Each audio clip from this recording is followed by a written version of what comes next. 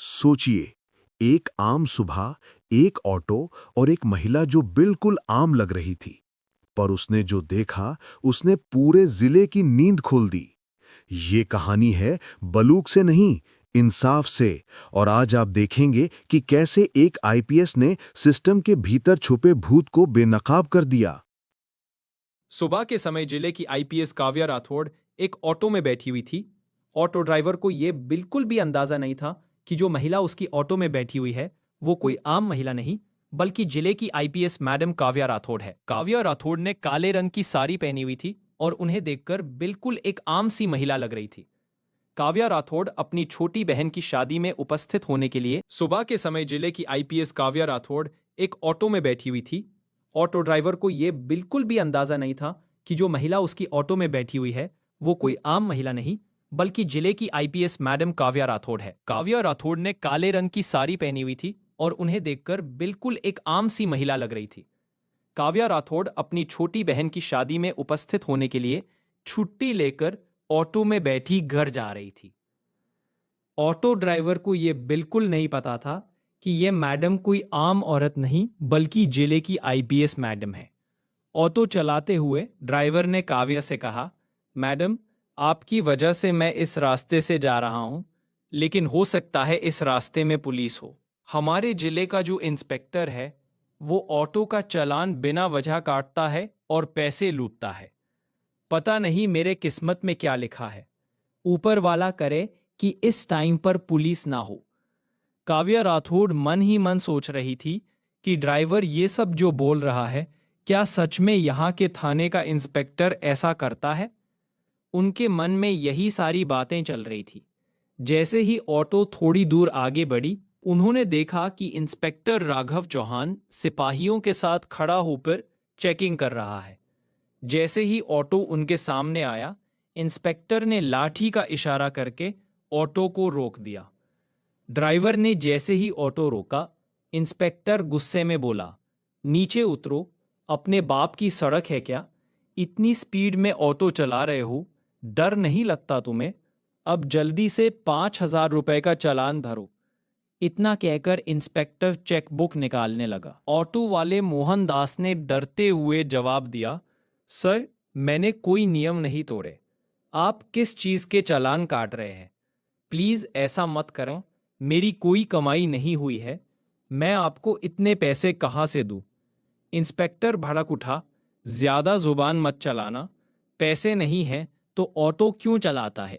जल्दी से ऑटो का कागज निकालो, कहीं चोरी का ऑटो तो नहीं है? ड्राइवर ने फटाफट कागज निकालकर दिखाया। कागज में सब कुछ साफ था, कोई गलती नहीं थी। फिर इंस्पेक्टर बोला, कागज तो है, लेकिन फिर भी चालान तुम्हें भरना ही पड़ेगा। अब 5,000 रुपए नहीं तो 3,000 रुपए दो, वरना तुम्हारी ऑटो सीज होगी। पास में खड़ी आईपीएस मैडम काव्या राठौड़ सब कुछ सुन रही थी। वो देख रही थी कि किस तरह इंस्पेक्टर गरीबों को लूट रहा है और बिना वजह चालान काट रहा है। ऑटो ड्राइवर डरते हुए बोला, साहब, इतने पैसे कहाँ से लाएंगे? अभी तक तो कमाई नहीं हुई है। मैं कैसे आपको पैसे दूंगा? प्लीज छोड़ दीजिए साहब, जाने दीजिए। मेरे छोटे छोटे बच्चे हैं। मैं कमाई नहीं करूंगा तो वो बच्चे क्या खाएंगे? भूखे रहेंगे। साहब, छोड़ दीजिए।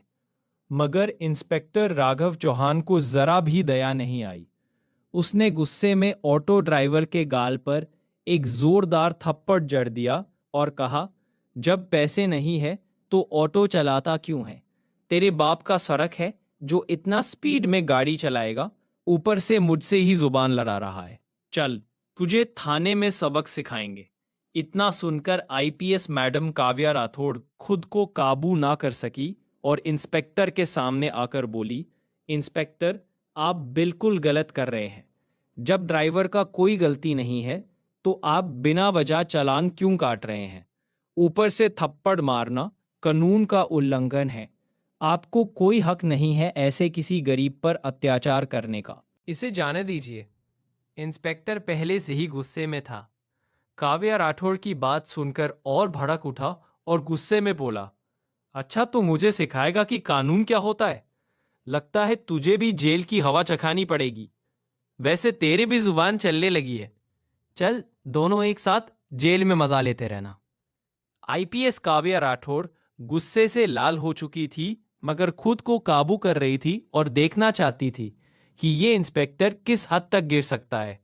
इंस्पेक्टर राघव चौहान को जरा भी अंदाजा नहीं था कि आगे उसके साथ जो होगा वो बहुत बुरा होगा। उसने गुस्से में कांस्टेबल भोला सिंह को आदेश दिया और कहा, चलो इन दोनों को थाने में मजा चखाएंगे।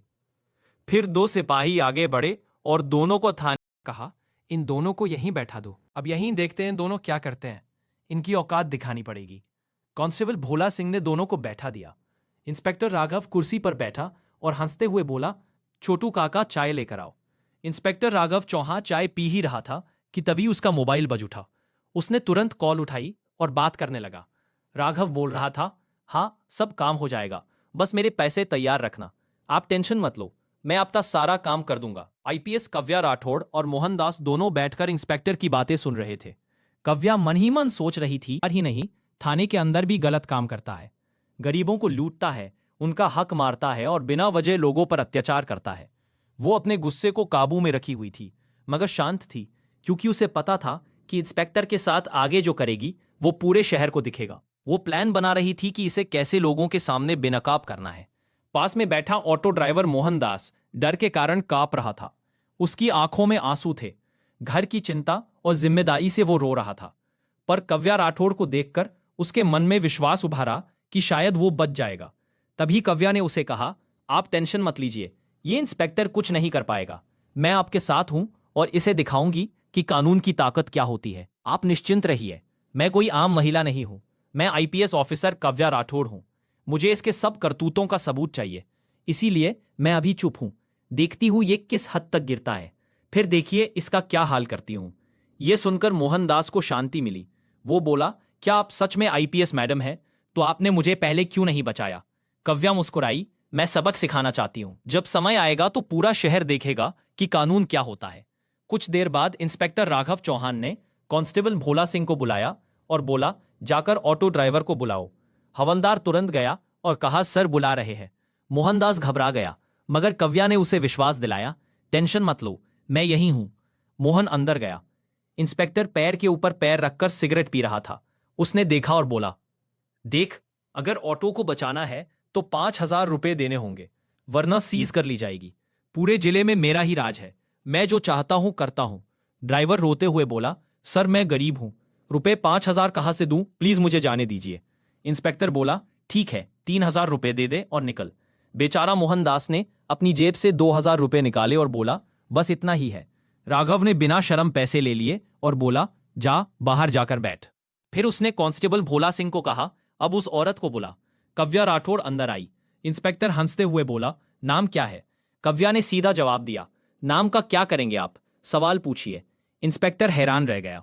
उसने कहा, लगता है तू बहुत अकड़ती है, 2,000 रुपए निकाल वरना जेल समझी। काव्या ने शांत लेकिन दृढ़ आवाज में कहा, मैं आपको एक भी रुपया नहीं दूंगी, आप अपनी वर्दी का गलत इस्तेमाल कर रहे हैं। इंस्पेक्टर भड़क गया और बोला, इस औरत को जेल में बंद कर दो। कांस्टेबल भोला सिंह ने तुरंत काव्या को लॉकअप में डाल दिया। किसी को भी पता नहीं था कि वो जिसमें बंद है वो कोई आम महिला नहीं, बल्कि जिले की आईपीएस ऑफिसर है। कुछ देर बाद थाने के बाहर एक गाड़ी रुकती है। गाड़ी से इंस्पेक्टर आदित्य वर्मा निकलते हैं। गुस्से में थाने के अंदर आकर पूछते हैं, कहाँ है वो महिला जिसे लॉकअप में डाला गया है? कांस्टेबल भोला सिंह कहते हैं, सर राघव चौहान ने बंद करवाया है। तभी राघव बाहर निकलता है, मुस्कुराते हुए बोलता है, आदित्य सर आप यहां कैसे? आदित्य सीरियस होकर कहते हैं, क्योंकि आपने एक भरी गलती कर दी है। जिस औरत को आपने बंद किया है वो हमारी जिले की आईपीएस मैडम काव्या राठौड़ है। ये सुनकर राघव चौहान के पैरों ताले जमीन खिसक गई। वो हकलाते हुए बोला, क्या आईपीएस मैडम? उसने कांस्टेबल भोला सिंह को कहा, जल्दी से लॉक खोल। काव्या राठौड़ बाहर आई। उसके चेहरे पर गुस्से के साथ शांत विश्वास था। उसने पूरी बात इंस्पेक्टर आदित्य वर्मा को बताई। आदित्य ने तुरंत डीएम आरव कपूर को कॉल किया। सर एक सीरियस मामला है, आईपीएस मैडम काव्या राठौड़ ने एक भ्रष्ट ऑफिसर को पकड़ा है, आप तुरंत थाने पहुंचे। कुछ समय बाद डीएम आरव कपूर थाने पहुंचते हैं। क्या मैं थाने पहुंचते ही अपने कदम तेज करते हुए अंदर गए। उन्होंने गुस्से में इंस्पेक्टर राघव चौहान की ओर देखा और ठंडे लेकिन दबदबे भरे स्वर में कहा, इंस्पेक्टर चौहान, आपने जो किया है वो कानून का उल्लंघन है। आपने गरीबों को लूटा, उन्हें धमकाया और अब एक आईपीएस ऑफिसर को जेल में डाल दिया। ये आपकी जिंदगी की सबसे बड़ी गलती है। आईपीएस काव्या राठौड़ शांत खड़ी थी। उन्होंने कहा, डीएम सर, ये वही आदमी है जो हजारों गरीबों से रिश्वत लेता है, उनका जीवन बर्बाद करता है। मैंने आज अपनी आंखों से इसका असली चेहरा देखा है। मैं चाहती हूं कल सुबह इन सब सबूतों के साथ एक प्रेस मीटिंग बुलाई जाए ताकि पूरा शहर देखे कि कानून से बड़ा कोई नहीं। डीएम आरव कपूर ने तुरंत कहा, ठीक है, कल सुबह प्रेस मीटिंग होगी। इंस्पेक्टर राघव चौहान और ऑटो ड्राइवर मोहन दास दोनों उसमें उपस्थित रहेंगे। आज से आप सस्पेंशन के अधीन हैं, इंस्पेक्टर। ये खबर तेज हवा की तरह पूरे शहर में फैल गई। लोग कहने लगे, अब राघव चौहान का दिन गए। आईपीएस काव्या राठौड़ उसे नहीं छोड़ेंगी। अगली सुबह प्रेस हॉल के बाहर लोगों की भीड़ लगी हुई थी। मीडिया के कैमरा, पुलिस गाड़ियां और भ्रष्टाचार मुर्दाबाद के नारे गूंज रहे थे। हॉल के अंदर बीच में डीएम आरव कपूर बैठे हुए थे। उनके दाएं तरफ आईपीएस काव्या राठौड़, बाएं तरफ इंस्पेक्टर आदित्य वर्मा और सामने कुर्सी पर शर्म से झुका हुआ इंस्पेक्टर राघव चौहान बैठा था। डीएम ने टेबल पर रखी घंटी बजाई और कहा, प्रेस मीटिंग शुरू की जाती है। सबसे पहले आईपीएस मैडम काव्या राठौड़ अपनी गवाही पेश करेंगी। काव्या राठौड़ खड़ी हुई। हॉल बिल्कुल शांत हो गया। उन्होंने दृढ़ और ईमानदार आवाज में कहा, कल जो कुछ हुआ वो सिर्फ मेरे साथ नहीं बल्कि इस जिले के हर गरीब के साथ हुआ है।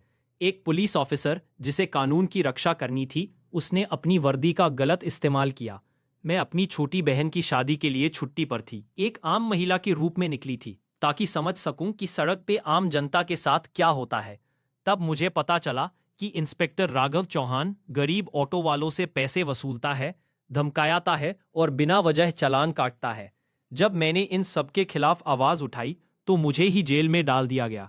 उन्होंने पॉज लेकर मीडिया की ओर देखा और कहा, आज मैं यहां सिर्फ अपने लिए नहीं बल्कि उन सब गरीबों के लिए खड़ी हूं जिन्हें इन जैसे लोगों ने उनका हक छीनकर डर दिया। कानून सबके लिए एक है। जो उसका गलत फायदा उठाएगा उसे सजा मिलेगी, चाहे वो अपनी वर्दी के पीछे क्यों ना छुपा हो। पूरा हॉल तालियों से गूंज उठा। उसके बाद डीएम आरव कपूर ने कहा, ड्राइवर मोहन दास को बुलाइए। मोहन दास डर के साथ सामने आया। उसकी आंखों में आंसू थे। उसने कहा, साहब, मैं 10 साल से ऑटो चला रहा हूं, दिन भर मेहनत करता हूं, पर इंस्पेक्टर राघव हर महीने पैसा मांगता था। ना देने पर चालान काट देता, धमकाता और कभी कभी मारा भी करता। कल भी ऐसा ही हुआ। अगर आईपीएस मैडम काव्या राठौड़ ना होती तो मैं अपनी इज्जत और ऑटो दोनों खो देता। उन्होंने हमें बचाया और सच्चाई सामने लाई। हॉल एक बार फिर तालियों से गूंज उठा। पत्रकार कैमरा चलाते रहे। हर शब्द रिकॉर्ड हो रहा था। डीएम आरव कपूर उठकर बोले, आज के बाद इस जिले में कोई भी ऑफिसर अपनी वर्दी का गलत इस्तेमाल नहीं करेगा। इंस्पेक्टर राघव चौहान के खिलाफ तुरंत आपराधिक मामला दर्ज किया जाएगा। उन्हें तत्काल प्रभाव से सस्पेंशन दिया जाता है और आगे की जांच शुरू की जाएगी। उन्होंने कागज उठाकर मीडिया के सामने जोर से पढ़ा। इंस्पेक्टर राघव चौहान पर रिश्वत, अन्याय और शोषण के आरोप साबित हुए।